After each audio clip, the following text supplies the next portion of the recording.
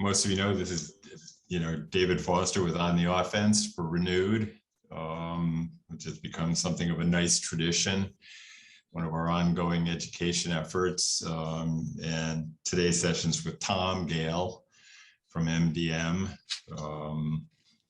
longtime member and, founding member of Renewed. So, someone who's been there in the trenches getting this whole new thing going.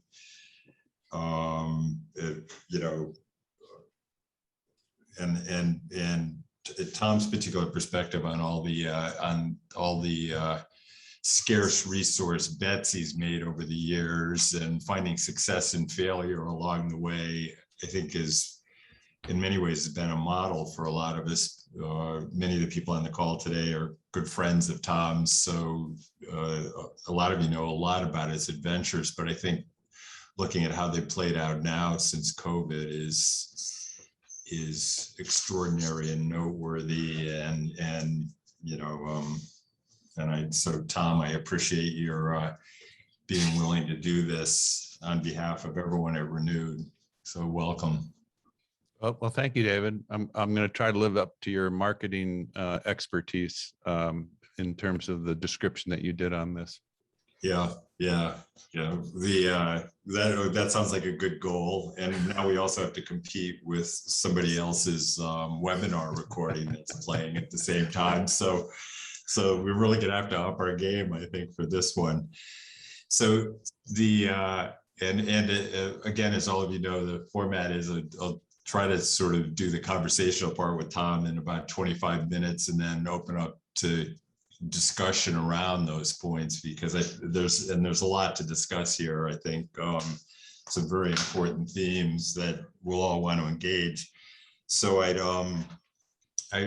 maybe just start with a quick question, Tom, on sort of the long view, since MDM's got a 50-year history. It's one of the longer standing companies in the business, which is a wonderful thing, but it's also a great challenge when you're trying to affect change. You go from that long history to suddenly finding yourself with 600 people on a Zoom call at the beginning of COVID. Could you just talk about that surprise and what you think led up to that?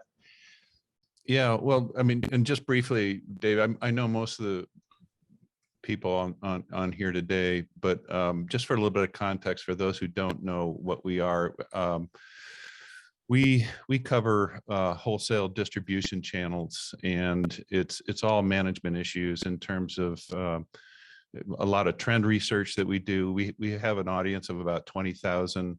I bought it in 1992. It's been around since 1967 as a twice a month newsletter. And about 15 years ago, we were still 90% entirely subscription revenues. Subscription revenues are now down below 10%. And so a lot of my story really today is about diversification. And, I've had many discussions with people on here today.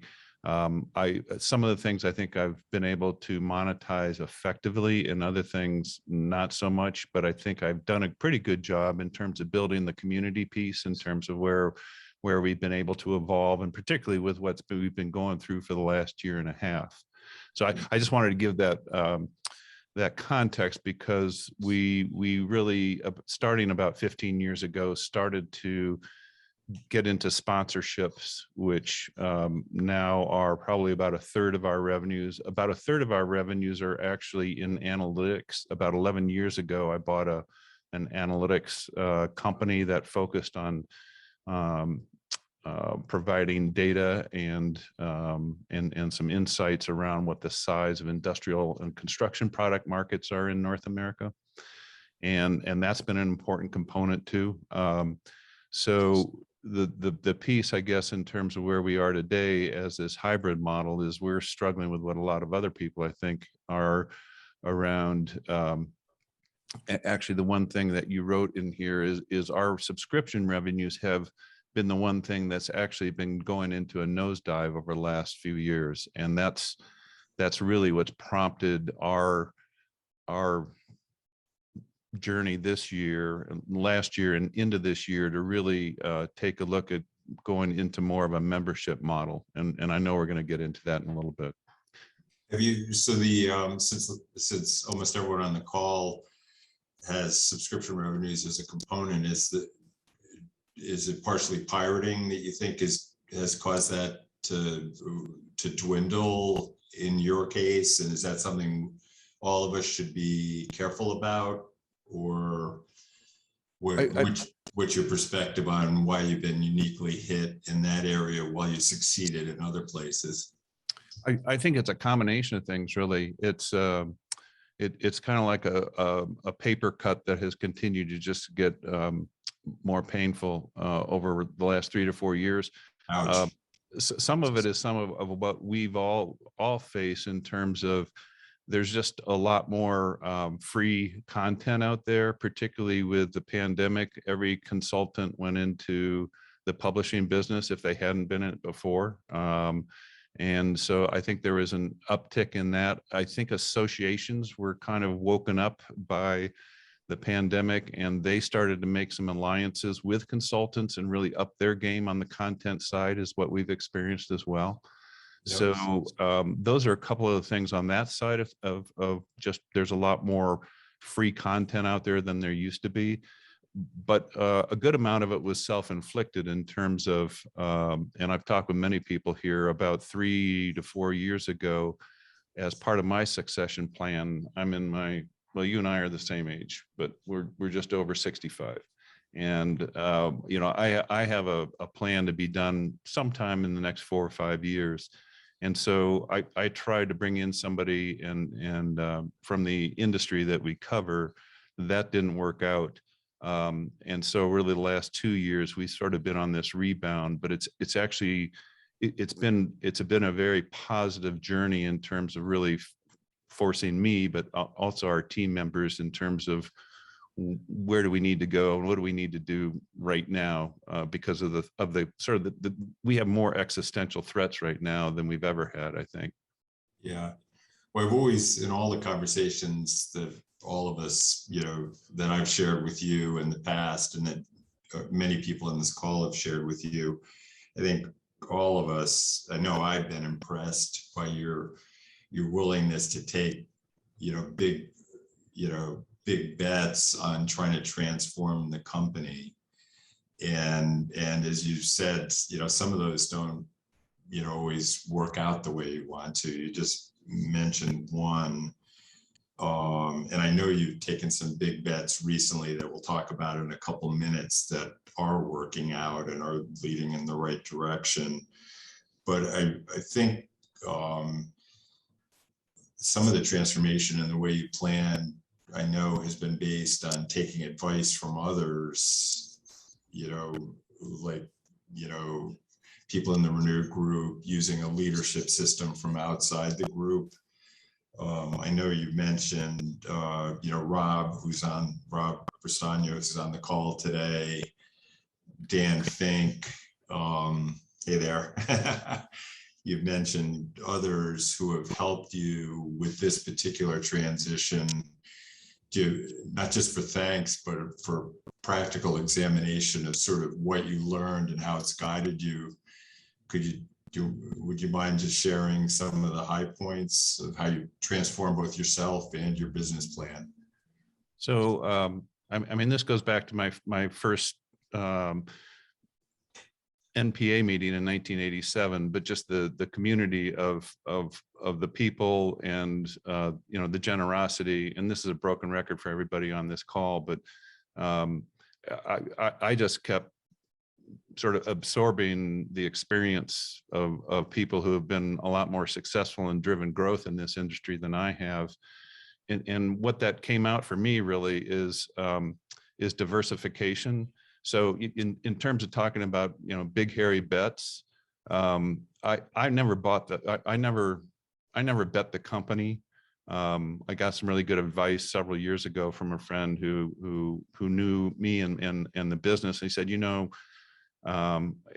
this isn't something to bet the farm on. He said, you've got a pretty good farm. So actually we're in Colorado. So he said ranch, not farm, but the thank you for translating for the Flatlanders.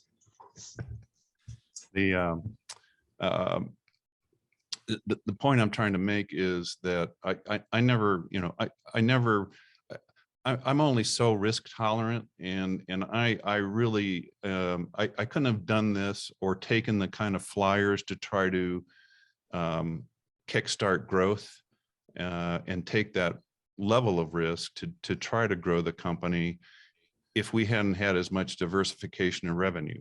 I wouldn't have been able to diversify the revenue in the company if I hadn't gone to all the SIPA sessions and NPA sessions and been part of this community where I've really been able to learn from people who have really specialized in these different areas and really monetize them extremely effectively.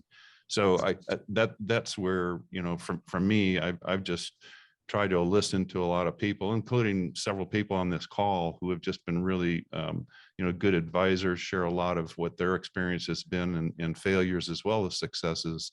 But it's really that diversification piece that I could never have thought about trying to make those bets and I guess putting as much chips on one effort to try to grow and be able to afford to have that actually fail. That the succession plan is actually an example of that. In terms of, it was a pretty big investment in a major departure from sort of the model that I've been developing over the years.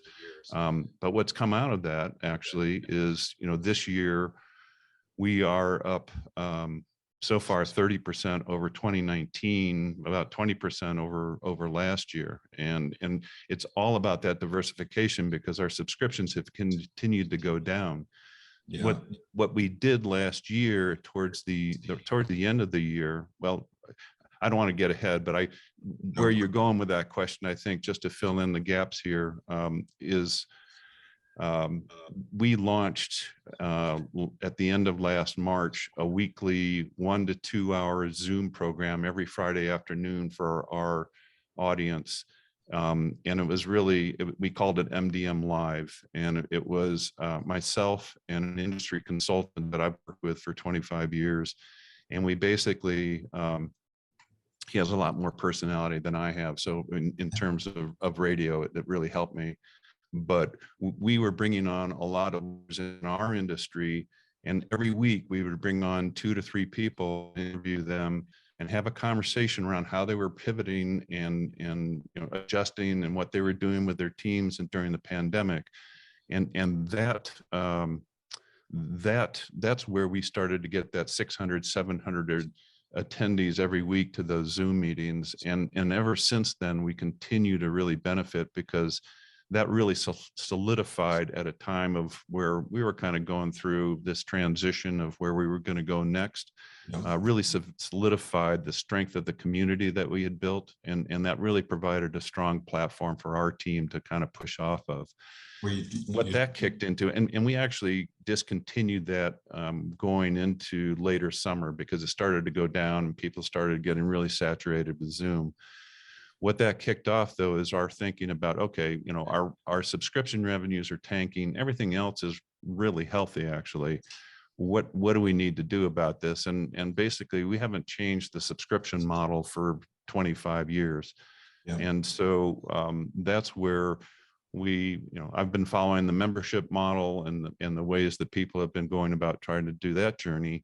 And that's where in the fall, that's where we brought in Rob Restagno and Sterling Group to do some research for us around our core segmentation.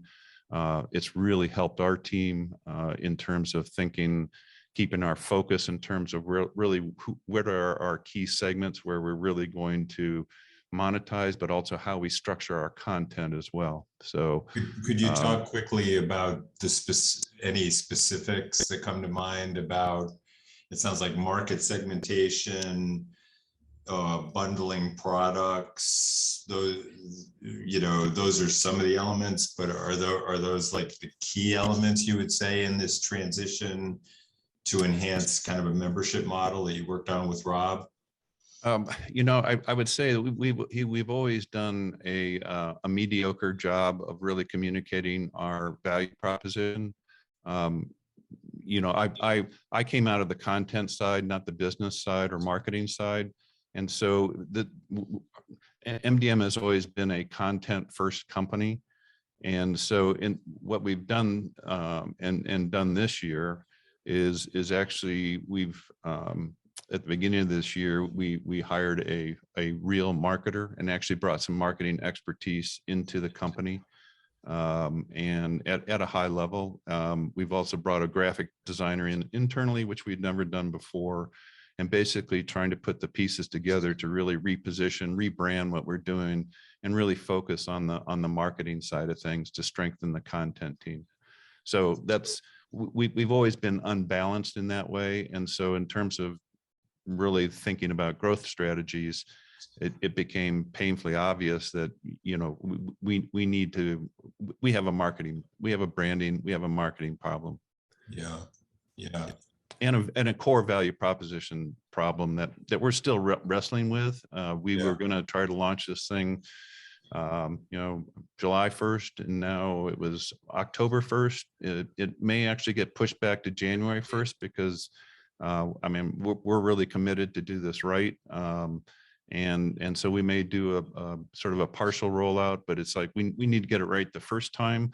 And thankfully, we have enough of a cushion and to be able to do it the right way and you know, not be in survival mode. And we got to get this out the door and drive revenues right now. Otherwise, we're going to be in trouble. So it's in a good position to be in.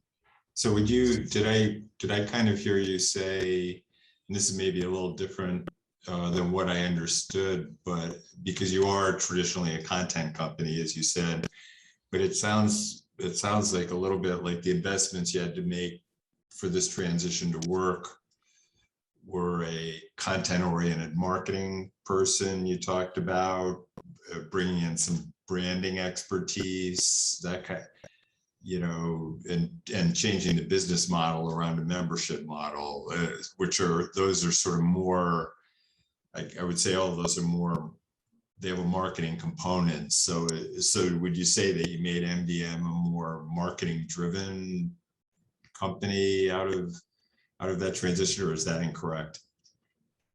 Yes. Yeah. You want more of an answer than that, I know. So this was really the key thing actually about bringing Rob on board, because of that fact that we had not had this this marketing orientation. So it's like, I'm not the one to drive that.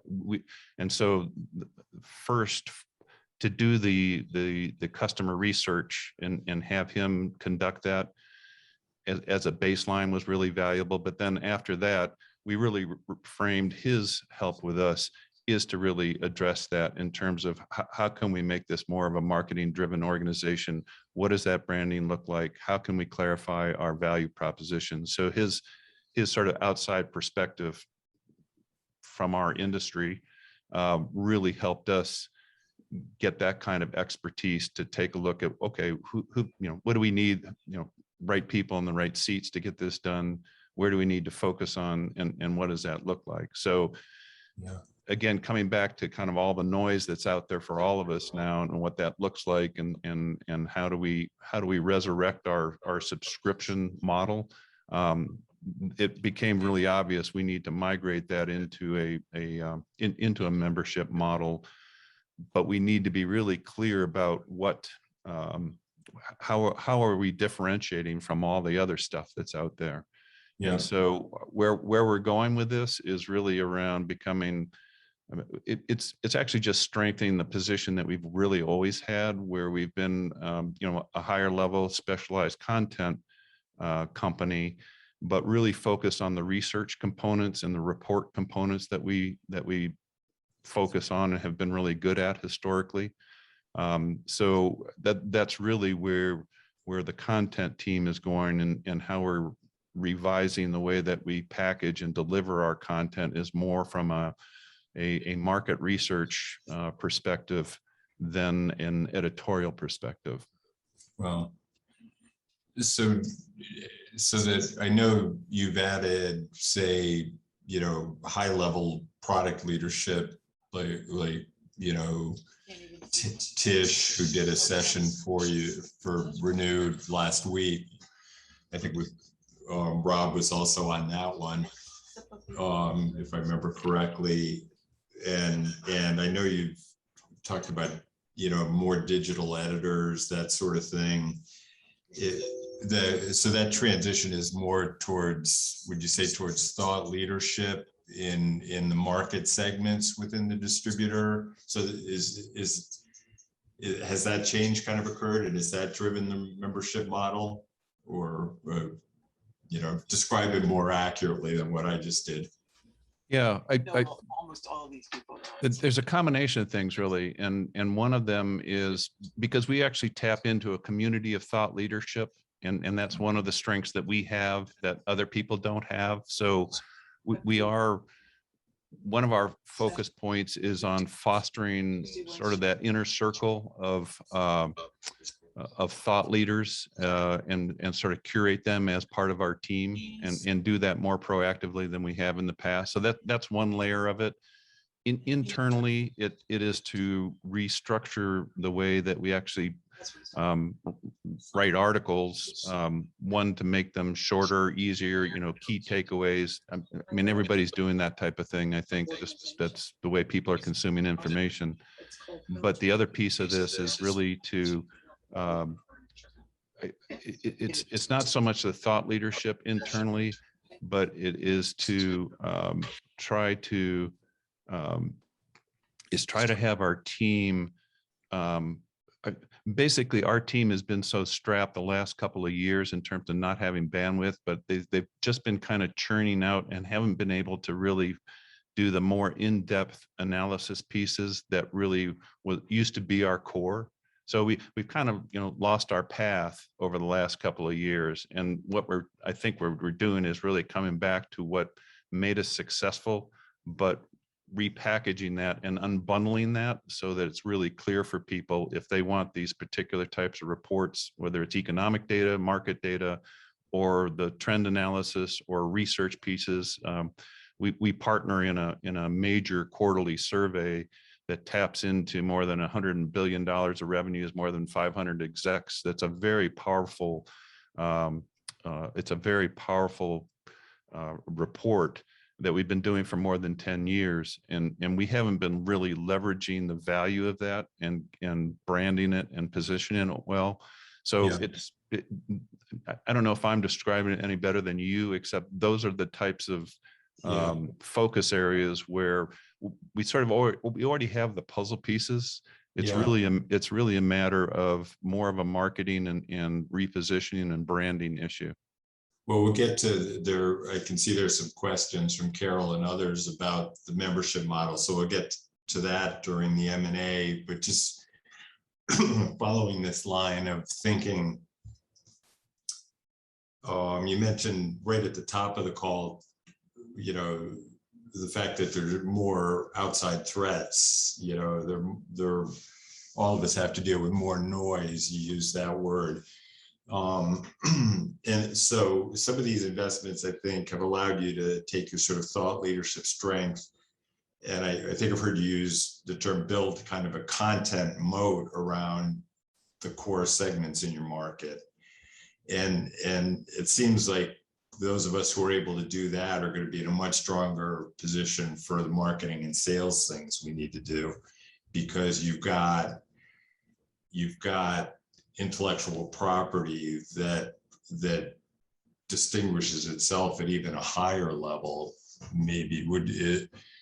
And I think that's a strategy you sort of executed better than some of the rest of us.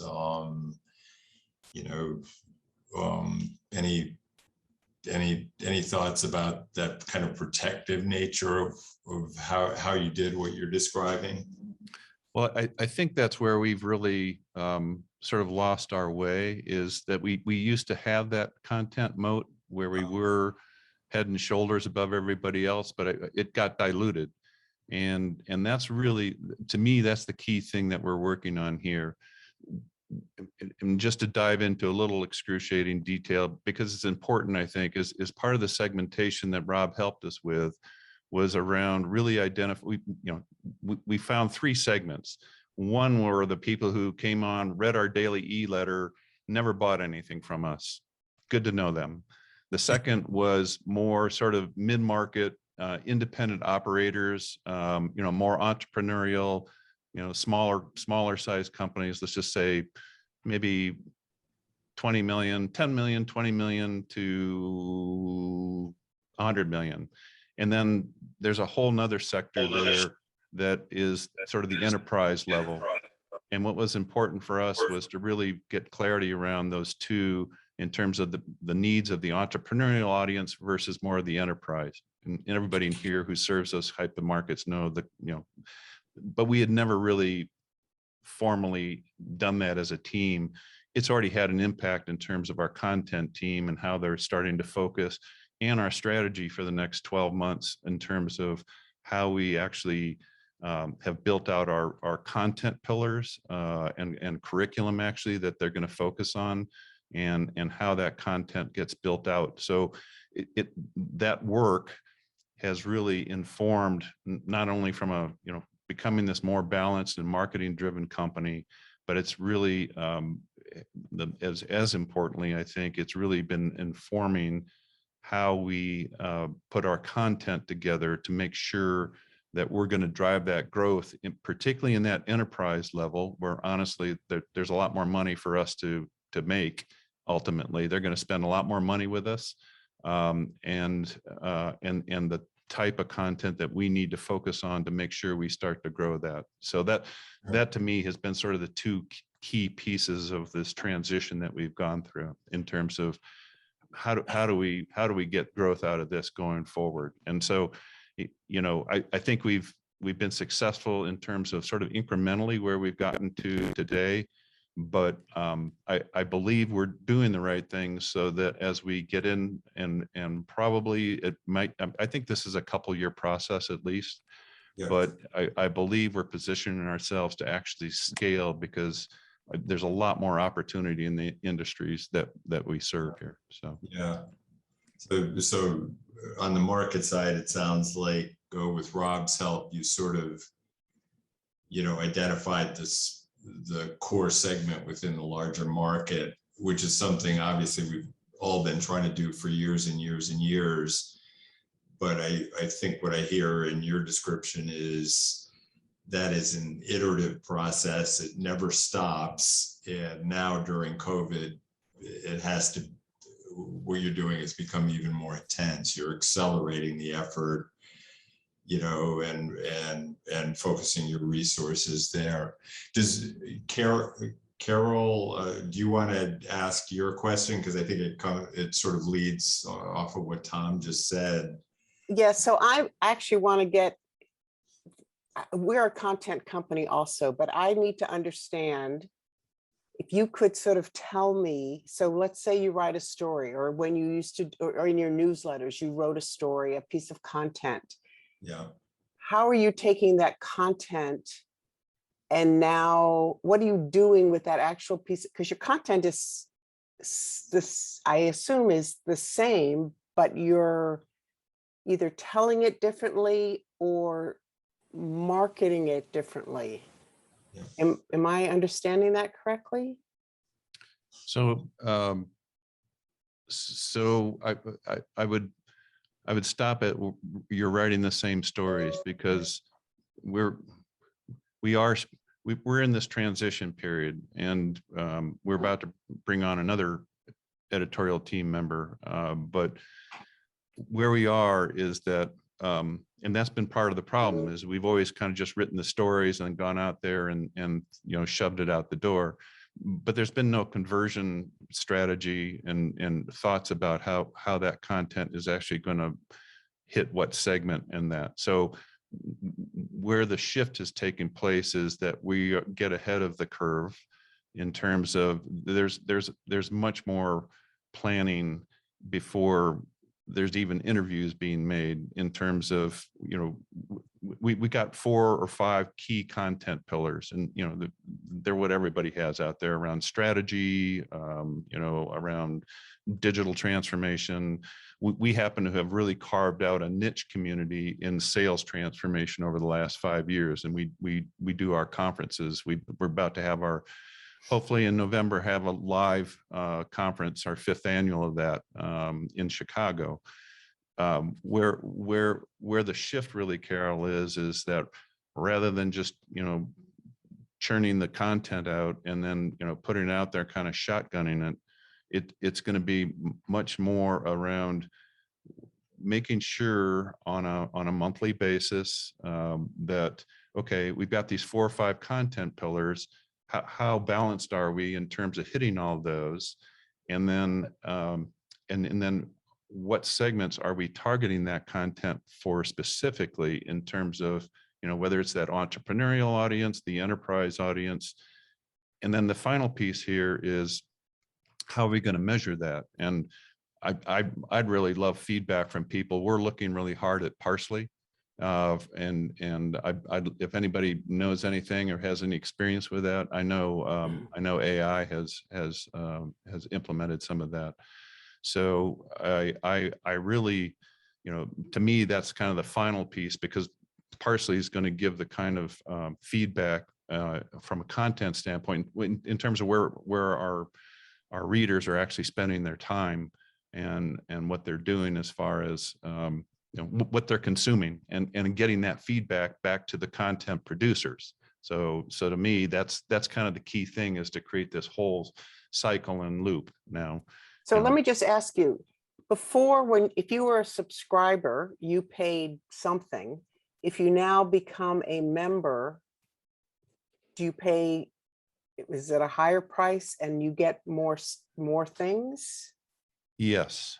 So we've done a couple of things, because and David mentioned this in terms of, you can kind of stick on with this the way you always have if you want, but we're going to offer some upgrade and give, we're going to give some nice trials for people in that, but What's up? I have the water guy there.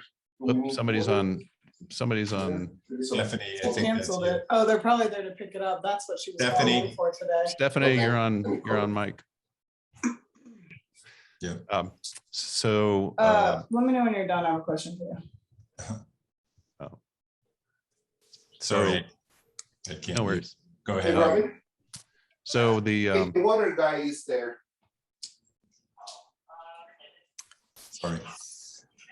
Well, they ring me. can somebody mute Stephanie? I don't think she realizes she's on. Yeah. All right, thank you, no problem. I can. It's her I'll just talk account. louder. Okay, go ahead. Now I lost my train of thought. Where was I, Carol? I'm I've lost- adding stuff to membership. Yeah. Yeah. Okay. So the tiers in terms of, so what we're going to really try to do is focus on the IP that we have. And this is primarily around some of the market, we're doing market forecasting in terms of across the specific kind of product areas that our audience is really interested in. And nobody else is doing that as on a granular level as we are. And again, it's a marketing issue. We have some great, actually the analytics part of our business is a SaaS platform that I bought 11 years ago. And that's operating very well. We have some very strong enterprise level customers in there. What we haven't done is really sort of marketed that across our broader audience. And so we're going to try to take that IP that we have around these quarterly surveys that we have, but also the market forecasting that we're doing. Then we're also supporting that actually by doing, by adding kind of a stronger economic benchmarking reporting, which we've always done around the industry, but we're expanding that in terms of also providing more macroeconomic monthly and quarterly reports, which we're actually white labeling from BVR in a partnership because they've created a great product that's part of their portfolio. And so we're actually being able to add that as sort of another benefit of membership. So that's not a primary one, but it absolutely strengthens our whole membership value proposition by being able to add on that component to it. Yeah, maybe Carol, I'm sure there are more specifics there too, but certainly the overall trend, Tom, and what you just said is, I think, familiar to most of us, is sort of migrating from traditional, like kind of the newsier journalism around your industry he used the terms forecast, analytics. So you're layering a level of content on top of what might have been traditional subscription newsletter kind of content, I think. Absolutely. Yeah. I mean, we still have people who say, oh yeah, I get the MDM magazine all the time. You guys do a great job. Yeah. And it's like they don't, our readers don't really think about the packaging, the delivery and that. They just, but they really appreciate the content. I mean, they value that content, as we historically have been head and shoulders. But unless we reposition as more of a market research positioning, we're going to get blown out of the market. Yeah. Could I maybe move a little bit? I'll jump to John's question. John Hitchcock was sort of putting this in perspective. John, if you don't mind, given that huge transition, go back to 1 year further to 2018. Obviously what you're saying is that this membership model and the increasing overlay of member-only benefits kind of thing has more than replaced the subscription revenue. We haven't launched the membership yet. So membership revenues are zero. And so I wish our sub revenues and membership revenues did equal our 2018 revenues, but they don't. They are much lower, John. Yeah. Do you want to, Ed, do you want to chime in with a couple of your questions, because they're around this topic too? Yeah, well, you can see I was having a hard time actually formulating a question in there. It was more like run of mind or whatever. But just on the membership thing, this is something I've been thinking about just recently, particularly in the context of Renewed, because we are looking at developing some membership levels where it continues to be freely available to people, and the online programs are available to people, but that there will be some elements that will only be available at a higher tier that you can't buy separately. And that's certainly been our approach. This just came up, Carol, as you were asking Tom your question, that having that the membership package isn't just a bundle of existing products, that it has some other things, access to data that you've created a partnership with, or that sort of thing, I think is important to have people feel that it's more than just a package where you get A for $10 and B for $10, but you can get them both for $15. To have more than that, I think helps turn it into a membership for people, and particularly when it's things like data services or other kinds of services. I think that's important. I just wanted to add that, and I'd be interested in your thinking on that, Tom. Well, I mean, that's why a lot of our focus is on this forecasting aspect, because we can do a lot better job of communicating and marketing what that is, because there's a lot of value. I mean, because we essentially, the model that we've developed, and actually the business school at the University of Colorado here helped us develop this over several years, but it's a very specific forecasting model for all the different sectors. There's 19 sectors of distribution in North America, and for each one of those, we actually have a discrete forecast. And we have not marketed that, but that's an IP that nobody else has, or the ability to really replicate easily. So that's one of the key things. And I mean, just the other comment, Ed, and it's kind of come through here, and actually goes back to Carol, to what you said about the kind of whole creation of content. is by us kind of backing up and starting with this whole strategic framework that we went through and reorienting the content team around this, and then, you know, having these weekly meetings in terms of content planning. It's all about, and then we get the feedback, presumably about Parsley, ask me in a year from now, but presumably that's going to give us the kind of insight where we can actually start to create the content more with conversion strategy in mind, in terms of how do we take that non-paying segment that's still important to us, and then much more effectively convert them up the pyramid to, you know, where we want them to be. And that's what's driving my thinking and our team's thinking in terms of where do we take this, and, you know, taking the flaming out, burning embers of the subscription model.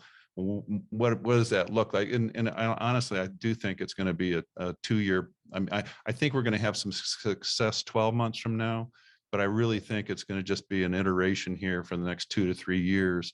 But I think we can get to a good, I think this is the right way to approach it and go after. I really welcome anybody has comments or thoughts about, you know, are we missing something here in the way we're looking at this? Suzanne, I think you're getting a lot of empathy, most directly from Stephanie, who's Eidelman, who's commented that she's lived parallel lives. Suzanne, do you want to, like, to Tom's comment, jump in on some of the membership things? Yeah, I've spent about half my career working in membership associations. So, you know, and the other half in publishing proper. So the things that I've seen work are kind of access to those top level conversations. I just put in there, we had a client, he was a CPA. So he was used to accounting for his time and hourly fees. He referred to a concept and taught it through CPE programs all over the country, but as the $10,000 hour. That could be either with peers where he's exchanging ideas at a top level, and you have that, you know, light bulb go off, and there's your, you know, you've got something that's worth $10,000 and you just had the conversation about it. He also talked about the $10,000 hour and applied that concept to his conversations with clients. So he was also a guy who did not skip an opportunity, lunch, you know, breakfast, lunch, dinner, and extracurricular activities to have those conversations with clients that we're going to uncover or likely to uncover. And he could put the dollar figure on it, those $10,000 opportunities. So I would say, you know, on the membership association side, thinking about Renewed in particular, but also Tom, your business and others, it's getting you in the room with the people that can make a difference in your business. Yeah. And I've seen it work time and time again for associations and publishing companies. So we're actually looking to, we have 2 membership components, and one is about 20% baked and the other's about 30% baked, and it's a little bit more down the road, but more immediately is this, we are looking at creating some sort of MDM inner circle and leveraging that thought leadership relationships that nobody else in the industry has. And that's an asset that we have that nobody else does. And so we're working on that. I don't have any answers, but that's part of the reason why I'm looking to probably postpone till January 1st, because as you say, Suzanne, I think that's a really important component of, hey, if you become a member and upgrade, you're going to have this inner circle access to the leading, you know, consultants, thought leaders, you know, where otherwise you're not going to get their attention. So that's one piece of it. We've also talked about doing some sort of a master class, probably with those same inner circle people, but some sort of video series where they create, you know, probably small packages. We're not going to call it master class, but it's going to be something around that concept where There's some video memes that they're addressing key industry issues and packaging that. And that's really, I think, going to create value for them. I mean, again, we're still baking this, but create value for them.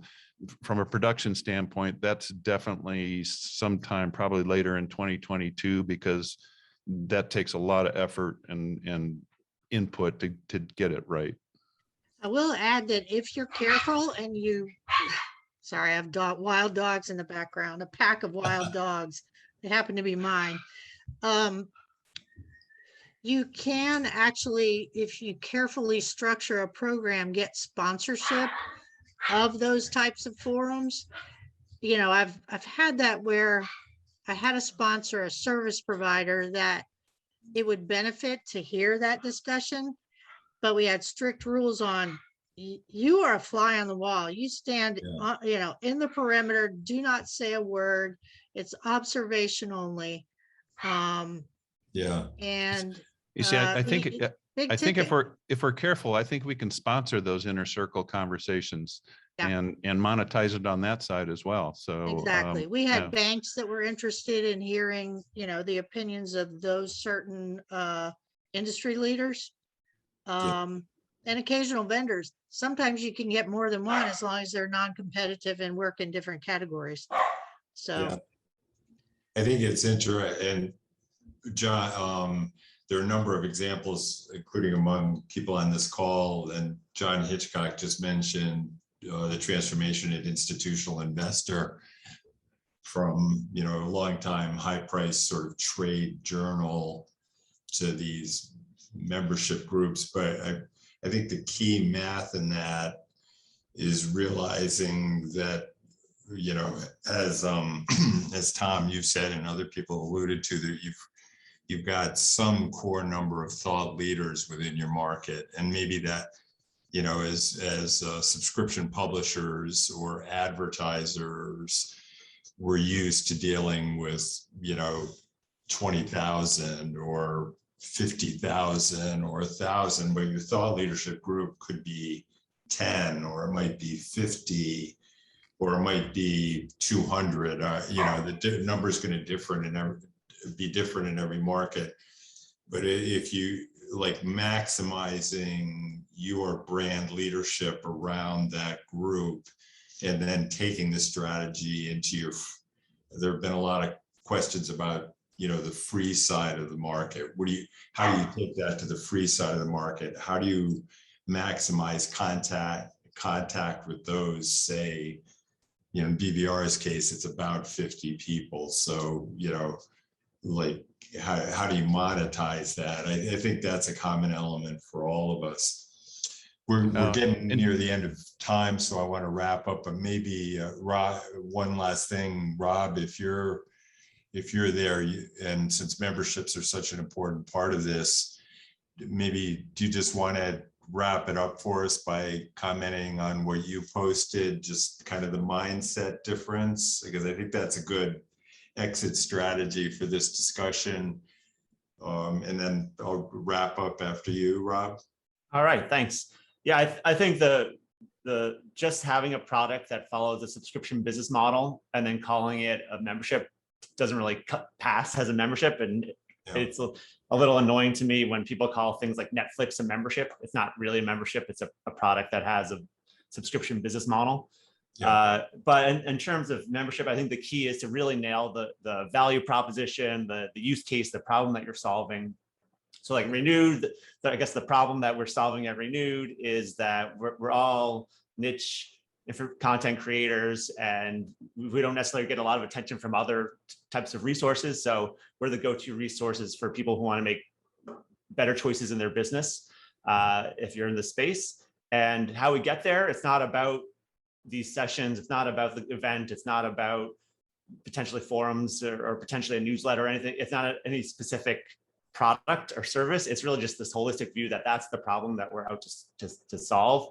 And if the company does a great job solving it, the members feel like they're part of a community. They feel like they're getting exclusive access. Like I could never get time on so-and-so's calendar if we weren't also in the same organization. And also, yeah, a little bit of kind of all you can eat. So there's always more benefits than you can actually consume. And so for every benefit should be attractive to someone, but no one will appreciate all the benefits. So there's a little bit of that rule there. Hopefully that was helpful. Yeah, no, that's a good statement of like what's a transformative concept that we're all dealing with in one way or another. I'm sure that I know that resonates with everyone on the call.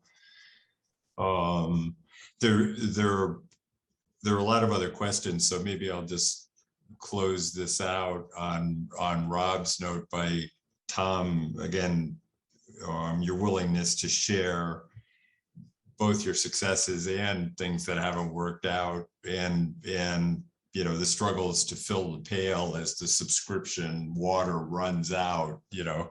So that's definitely close to the heart of all of us. And I'd also remind you that one thing Renewed has filled is the ability to continue this conversation. So, you know, we're all on Guild, and so please, let's continue all of these points on that platform, because it does give us an ability to around the hard issues and the honest realities of what we're up against in this transformation. Stephanie's already put in a plug for the conference that's coming up in September. We're continuing to do webinars for Renewed, which have been great. I think on the offense, next month, Ian Hart in the UK has done a survey of information industry leaders on investment plans. He interviewed like 200 people. And so he's going to share the result of his research exclusive. So next month, that should be interesting to hear too. So if I'll sign off by once again saying, Tom, thanks for being a great friend and part of the community. And to all of the rest of you, good luck as we go into September, as we continue to try to move forward. I wish everyone success on the call. So Thanks, David. Yeah. Cheers. Thank you, care. everyone. Thanks. And David, before people go, I don't know, John, do you want to, do you have two seconds to just put in a little plug for upcoming events at Renewed? Well, yeah, I mean, for a whole $199, you can subscribe to something called the Renewed Summit, which has sessions like this and 24 more across 3 days. So it's a great chance to dig in subjects that range from sales and marketing to IT and product development to what you need to know these days as an executive, as a CEO, or an owner. Very, very well built, thanks to people like Ed and Stephanie, and certainly the host of today's show. All of your favorite characters from Renewed will be there, and we hope you all will be there too. And $50 for additional people from your organization. So it's absolutely it's the bargain of the century here. So hopefully it is. I mean, this business of a $10,000 hour, we're going to have many $10,000 hours in mid-September. We just aren't going to charge you for them.